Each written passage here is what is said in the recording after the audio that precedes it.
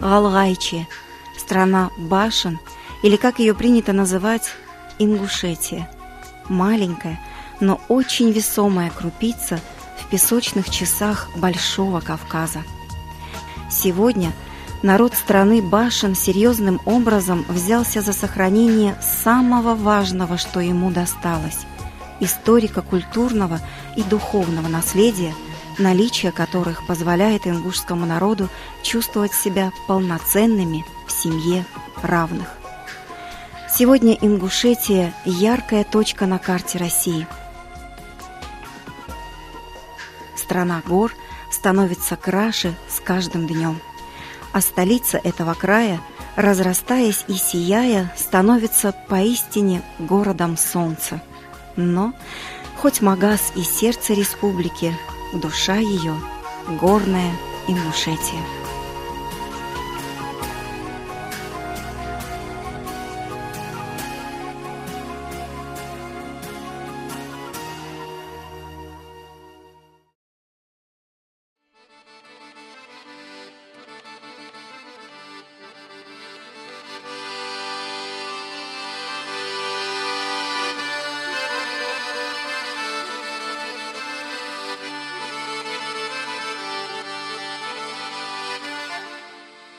Горная Ингушетия – край, который до сих пор вызывает жаркие споры историков, археологов, архитекторов.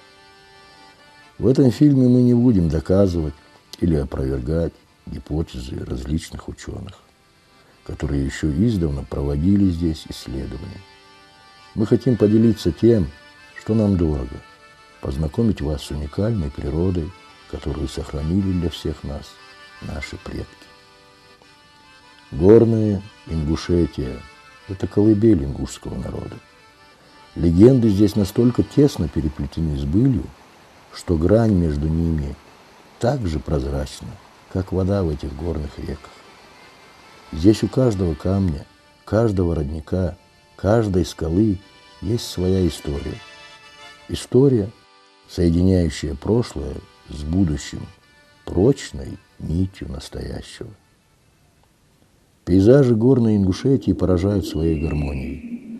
В какой-то момент перестаешь понимать, что здесь создано руками человека, а что сотворено еще до его появления.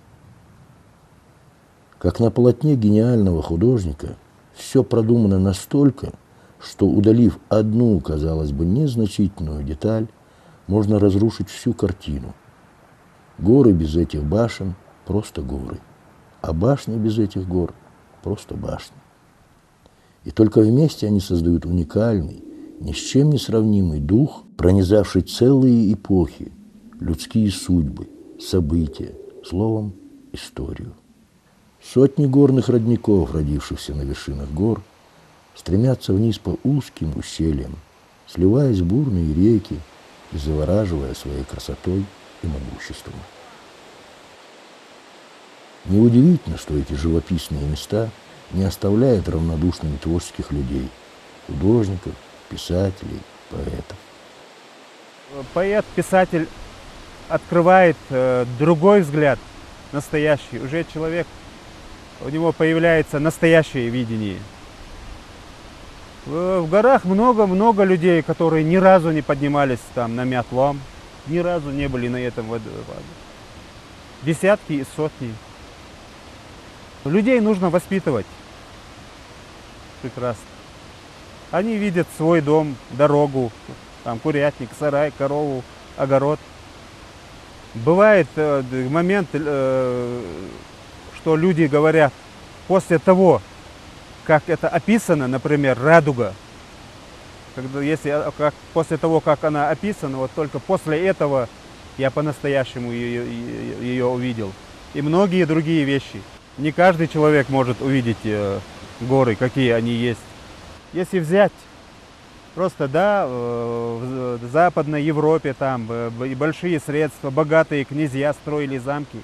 Эти башни строили достаточно бедные люди. То есть у них был скот. И, конечно, это очень тяжелый труд. Это все равно построить Ровнушки, это все равно, что построить 100 замков где-нибудь в Европе.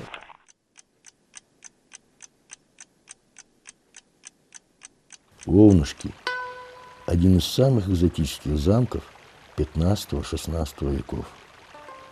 На двух стремительно взметнувшихся ввысь утесах, словно горные орлы, разместились 6 башен, зорко озирающие ущелья, поражающие воображение мирного путника своим величием и устрашающие врага своим могуществом.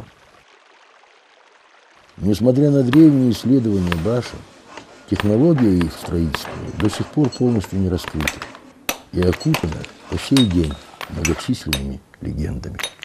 Вот эта работа меня интересовала больше всех, вот как строили башню, что они ели, что пили, как они поднимали камни, как они оттесывали камни, сколько у них инструментов там ломалось все на этих камнях. И они говорили о том, что должен быть мастер, который построит башню. Даже подготовительная вот эта работа, это же большая проблема и большие расходы. Для нас сейчас сложно, и для них было сложно, но для них, что значит сложно? Для них эта сложность была повседневность. По старинным преданиям этот замок построил и жил в нем один из самых известных строителей башен – Янд.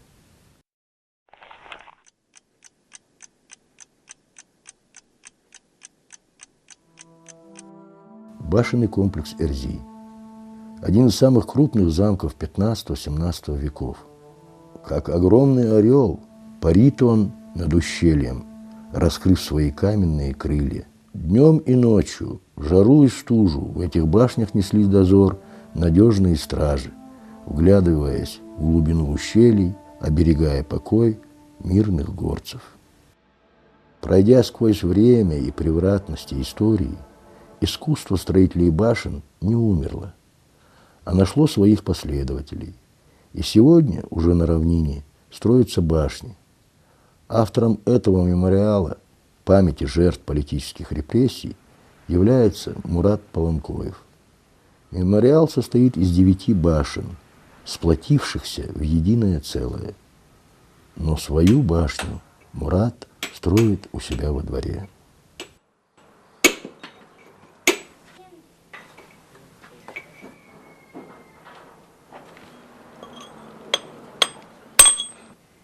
В других местах нет такой красоты. Вот в чем дело. Ни замки, ни крепость. Вот именно вот такой четкости, правильности, соблюдения линий, там все такое, я не видел нигде. Они были одаренные люди, очень одаренные. Они в таких местах с тем инструментом, с той техникой строить было очень сложно. А каждый, кто хотел строить башню, он с первых же дней начинал собирать камни. А собрать камни надо было очень много. Не 1 десяток КАМАЗов сегодняшних на одну башню.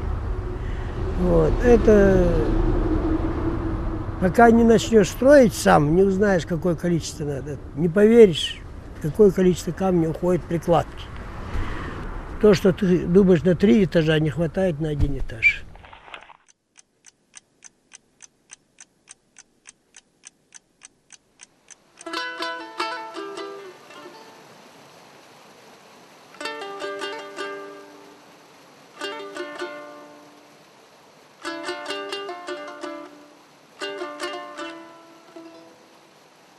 Над небольшой речушкой Пялинг возвышается тихо дремлющий аул с одноименным названием.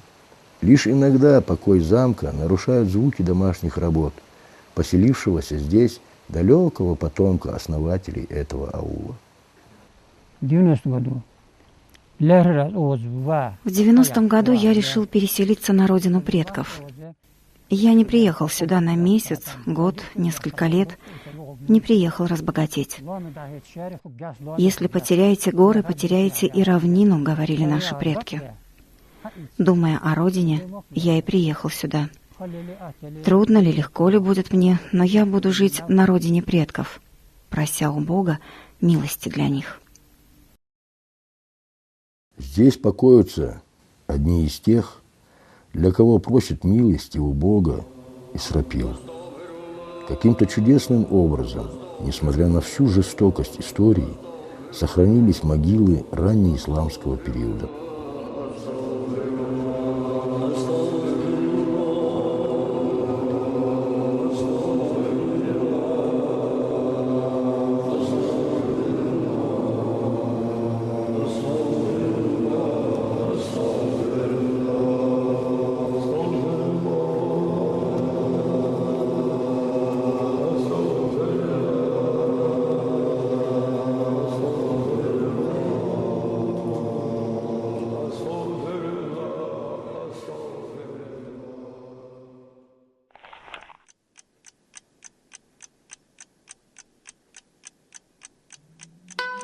Ний – это место для тех, кто не видит разницы между башенными замками Горной Ингушетии.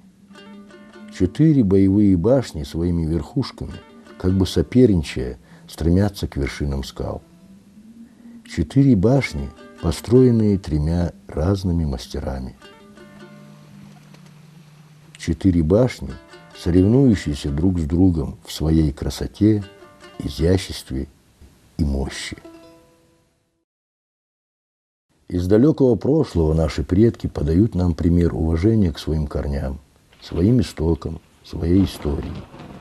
Они сохранили для нас поражающие своей архитектурой языческие, христианские и мусульманские храмы. Тхаба-Ирды – христианский храм.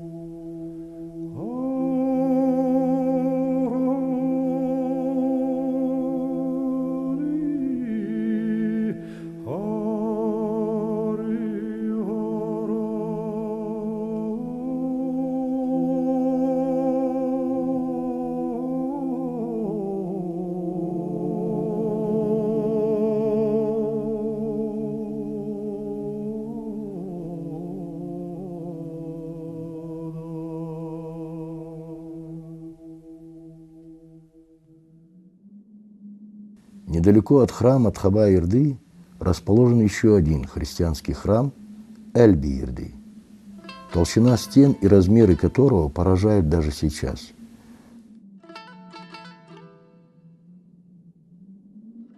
Можно сказать, что это пример строительства древних ингушей.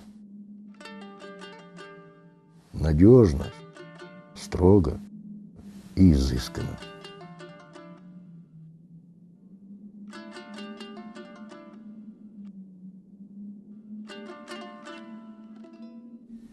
Таргим – один из крупнейших замковых комплексов страны башен.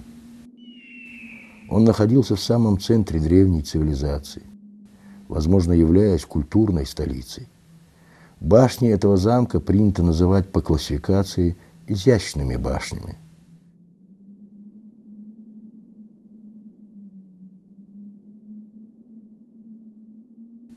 Издалека, с высоты птичьего полета, на этот замок взирает Идрис Муртузович Базоркин. Эгикал – это место, которое выбрал классик ингушской литературы, чтобы остаться здесь навсегда.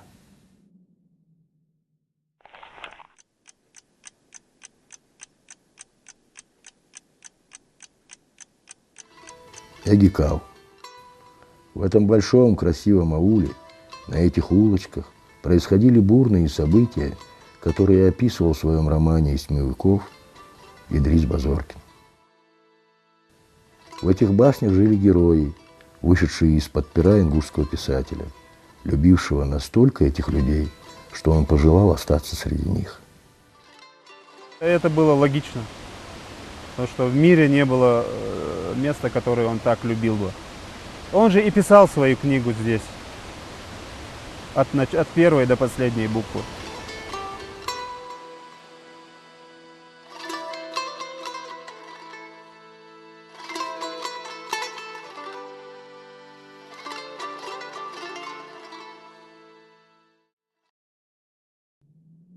Границы двух самых больших соседствующих аулов разделены символической стелой, или по-ингушски «чурт». Стелам у ингушей придавалось огромное значение. И это неудивительно. Добыть каменную глыбу, обтесать ее, доставить, иногда в самые непроходимые места – дело нелегкое. Поэтому причина, по которой они устанавливались, должна была быть очень весомой. Стелы ставили в знак признания незаурядной силы богатыря, в месте смерти уважаемого человека или в честь окончания кровной мести. Истории многих стел уже неизвестны, но некоторые из них продолжают творить свою историю. Солярный знак этой стелы спустя века нашел свое продолжение на гордо развивающемся флаге современной страны башен Ингушетии. Глядя на красоту и уникальность горной Ингушетии, не перестаешь удивляться тому, что в разные исторические периоды предпринимались активные действия для уничтожения этого уникального исторического наследия человечества. И, к сожалению, от некоторых из них нас отделяет совсем небольшой промежуток времени. Нужно в труднейших рельефных условиях выработать более 8 миллионов кубометров грунта. В начале 90-х псевдодеятели прогресса погубили значительную часть исторических объектов. Вакханалия, царившая во время прокладывания дороги через Асинское ущелье в Грузию, не могла оставить равнодушными сердца людей, болеющих за свою историю, свой народ, свою родину.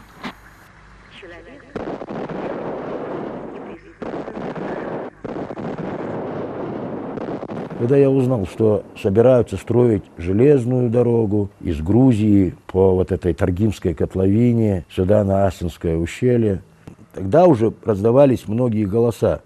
Одних за эту стройку, что она вот там типа пройдет по таким уже почти умершим землям, там, где уже мало очень людей, если они даже и есть, живут в этих горах, в этих селениях горных. Она привнесет туда новое дыхание там, и так далее, так далее. Но были и другие голоса, которые мне казались тогда более здравыми. Что любое подобное грандиозное строительство, тем более связанное со взрывами пород горных, прокладывая железную дорогу, рядом с ней большую автомагистраль, они пройдут по самому сердцу, по колыбели этого народа. То есть они пройдут по корням, они пройдут по могилам. Они так и пошли. Стройка началась, там, все это разграбление могильников пошло, об этом писали, с трудом это пробивалось вообще в прессу. А это говорит только о другом. Это говорит о крайнем неуважении не только к своей культуре, к прошлому, к истории своей, а к самим себе.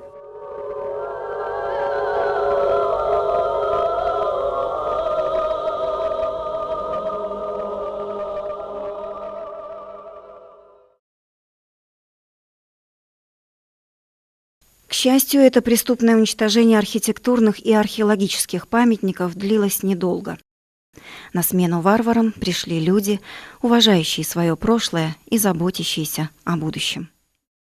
Когда мы сюда с техникой подошли к этому месту, эта стела мешала дороге. И мне говорили, вот старики говорили, и строители говорили, чтобы я убрал стелу, передвинул ее и прошел вот, где стоит стела. Но мы не стали трогать стелу, потому что она не нами установлена, не нам ее снимать. Если мы ее убрали бы, увезли бы или поставили бы где-нибудь в другом месте, то уже люди, которые, наши потомки, которые приедут по этим дорогам, которые после нас будут тут приезжать, смотреть и хранить эти горы, они бы не увидели бы эту стелу. Легенда бы про эту стелу забылась бы. И мы бы уже нарушили бы баланс, исторический баланс. Вот поэтому мы прошли мимо стелы. Как видите, дорогу построили. Она ничем не хуже, чем была бы по проекту, вот где стела стоит. Сохранили стелу исторически, где она была поставлена. И прошли мимо. Также мы на всем протяжении 30 километров этой дороги нигде не затронули ни солнечные могильники, ни стелы, ни тем более комплексы архитектурные. Задача, я считаю, нас, строителей, чтобы сохранить все, что нам досталось, хотя бы в том виде, в котором вот сейчас оно есть.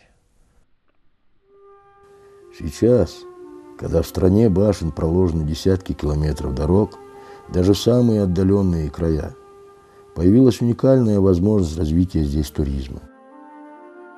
В недавнем прошлом уже были сделаны робкие попытки развития в Горной Ингушетии туристического бизнеса. В этот период сюда потянулись туристы не только из Советского Союза, но и из зарубежных стран. Я помню, в 90-м году на каждом шагу в этих лесах сходили свободно с Грузии сюда, с Чечни, японцы, немцы. Правда, это было очень короткое время, дикие туристы. Это было удивительное такое красивое время. Вот подняться на километр ушели, обязательно кто-нибудь встретился бы. Или там швед, немец, американец. Они ходили свободно там, безопасно. Больше того, я даже умудрился снимать в советские годы, это еще было, когда по реке Асса, потом по реке Фортанга приезжали с российских регионов экстремалы, тогда их так не называли, и они на лодках сплавлялись по всем этим порогам, там, камням и так далее, так далее. Это было такое удивительное зрелище. По разным причинам это длилось недолго. Но сегодня в Горной Ингушетии есть все условия для развития туризма. Есть пугающие своим видом и в то же время надежные дороги. Есть уникальный лечебно-оздоровительный комплекс, расположенный в высокогорном ауле Армхи, среди соснового бора. Номера этого комплекса не уступают номерам в самых престижных гостиницах.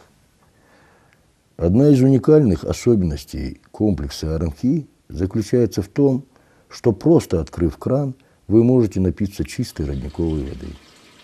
О родниковых водах Горной Ингушетии говорят, что, попробовав эту воду однажды, забыть этот вкус невозможно.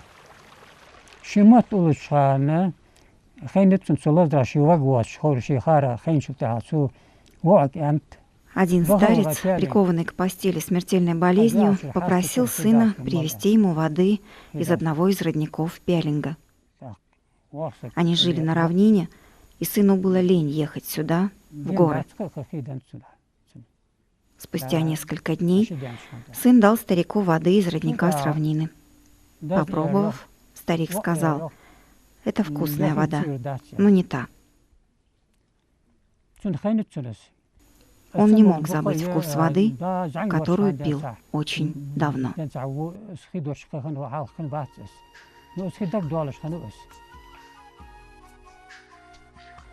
Ленивый может любоваться красивейшими пейзажами даже с балкона, не выходя из номера. Тому же, кто чувствует в себе силы, предстоит покорить самый сложный туристический маршрут, чтобы увидеть храм, расположенный на вершине священной горы Мят-Лом.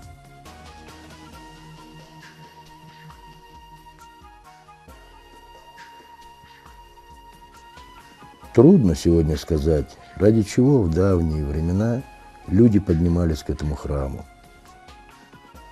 Но только преодолевшему этот путь станет ясно, насколько это было для них важно. Если природа будет к вам милостива и раскроет завесу тумана, то помимо этого храма, с самой вершины горы Мят-Лом, вы сможете увидеть и равнинную страну башен, Ингушетию, на которой тоже есть чем восхищаться.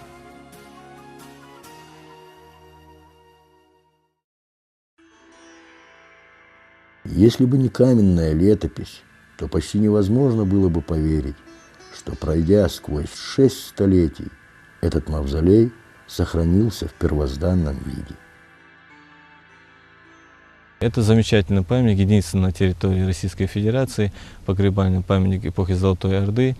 В притворе у входа в мавзолей высечена арабская надпись, которая как раз, в котором отмечено, когда основан памятник. Он основан в 1405-1406 годах по нашему летоисчислению.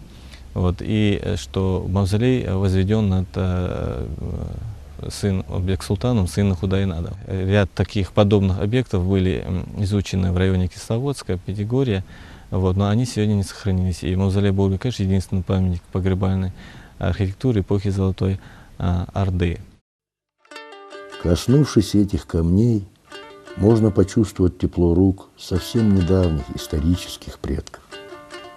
Может, чей-то прадед, а может даже и дед, возводил эти стены за рядом ряд. Назранутская крепость была возведена в 1817 году.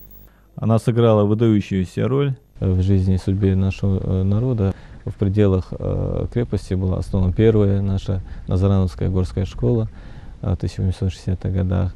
На Северном Кавказе был ряд таких крепостей, но сегодня в первозданном виде дошел только вот этот памятник.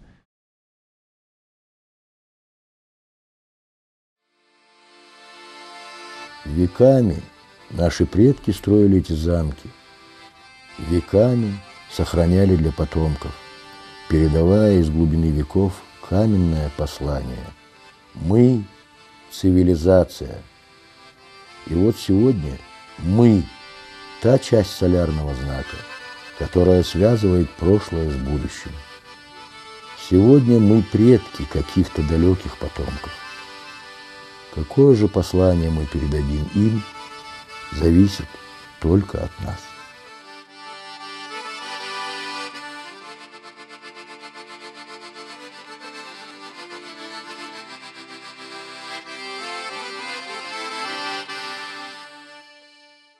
Вершины горы зелень нив, при свете дня и ночью лунной, могучий терека порыв и буйная бег бурунный. Тобой душа вдохновлена, люблю всего сильней на свете я. Тебя, святая сторона, моя родная Ингушетия. Тебя, святая сторона, моя родная Ингушетия.